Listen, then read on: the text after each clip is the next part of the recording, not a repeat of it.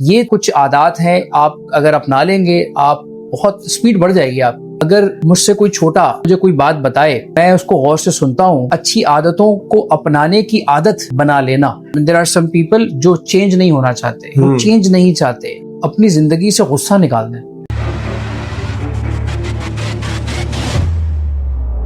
سر میرا ایک سوال یہ ہے کہ کوئی ایسی عادت جو آپ نے اپنائی ہو اور اس عادت نے آپ کی زندگی تبدیل کر دی ہو؟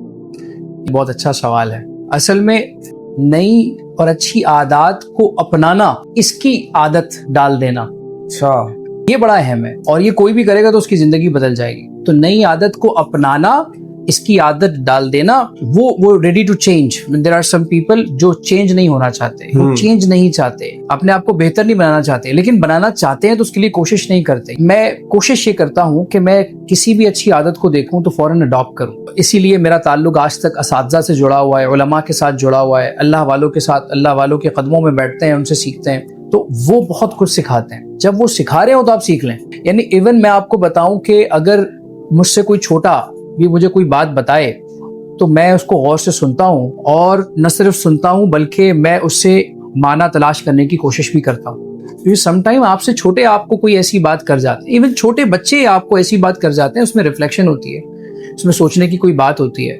تو سننا بہت ضروری ہے۔ اچھی عادتوں کو اپنانے کی عادت بنا لینا، جس کو ریڈی ٹو چینج میں نے آپ سے کہا، یہ کر لیں۔ اور ایک دو اور عادتیں ہیں بہت ضروری ہیں، اپنی زندگی سے غصہ نکال دیں۔ صحیح۔ جنریشن آف ریلز جو آ گئی ہے آج کی، تو وہ ہر چیز میں جلد بازی۔ صبر بہت ضروری ہے، پیشنس بہت ضروری ہے۔ یہ کچھ عادات ہیں، آپ اگر اپنا لیں گے آپ بہت سپیڈ بڑھ جائے گی آپ۔ ماشاء اللہ۔